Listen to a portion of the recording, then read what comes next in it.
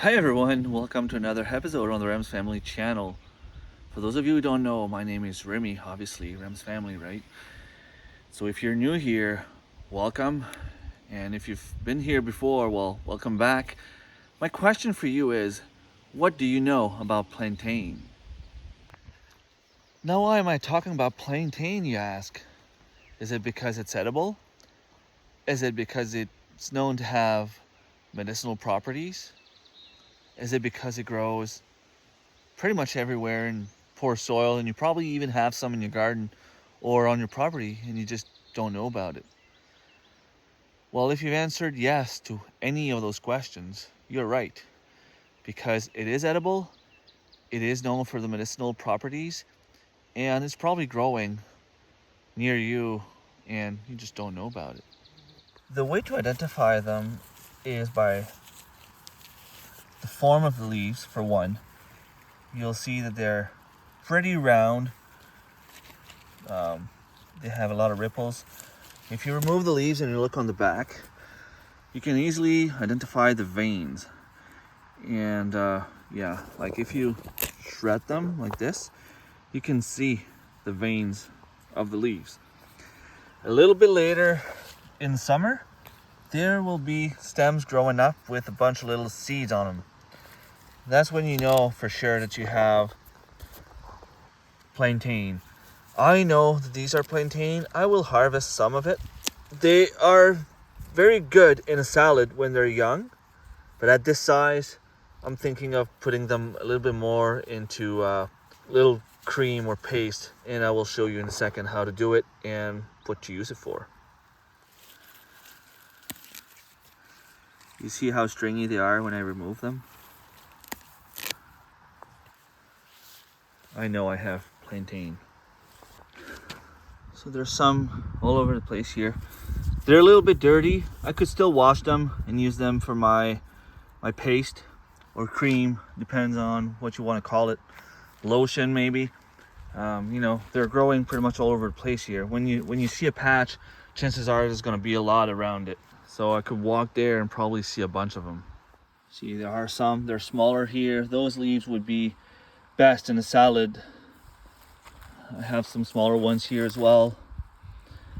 And yeah, all over the place.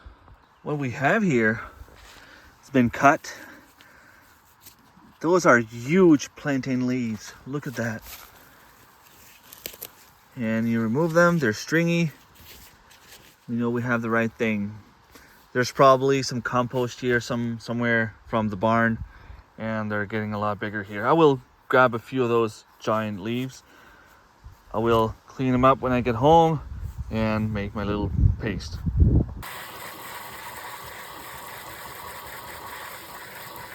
I clean them up. I will pass them in the blender simply to help remove all the nutrients and all the good stuff from there. It will help break it down when I put it in olive oil. And I have some olive oil, and the reason that I use this, it's organic, so it will be better on your skin.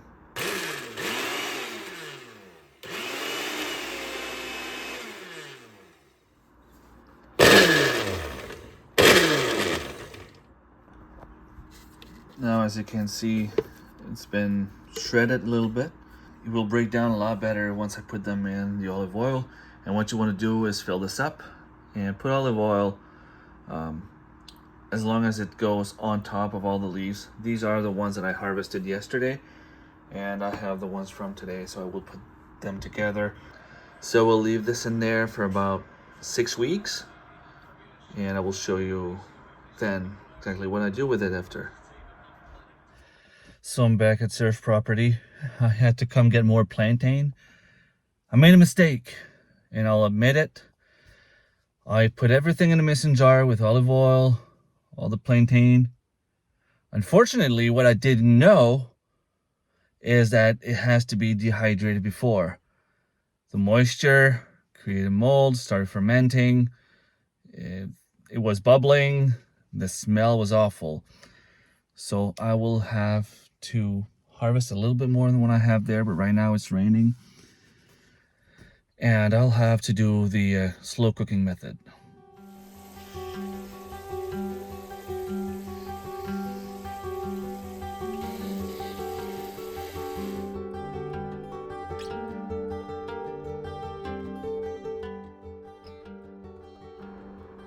Alright, so it's done. I use this to filter the leaves. And now I'm putting this at very low heat. And what you see there is actually solid beeswax. And the reason for that is because it will melt, and once it's getting at room temperature, it will freeze solid and make some sort of an ointment or paste. Now once the beeswax is all melted, what you can do is simply put your fork in, let this cool off, I guess, then you can touch it and see the texture. If it's the texture you want, then you're good. In this case, it's definitely not enough beeswax. I will put some more. Give it a few seconds. Alright, I think we're done. Now 4 small jars of about, give or take 3 ounces. Well, maybe 4 on this one. I will let them cool off, and then I will show you the result. Well, it's finally settled in. Look at the beautiful color. Plantain ointment. This can be used on a rash, on a bug bite, bee sting, sunburn, anything like that really that would affect the skin. It's antiseptic. It has a lot of beautiful properties. If you like natural product, this is something you could do at home. Try it and you'll know if it's something that works for you or not. I know I can't wait to try it, although I wish I wouldn't have to. But thanks for watching. Don't hesitate to share, like, subscribe if it's not already done, and I will see you next time. Bye-bye.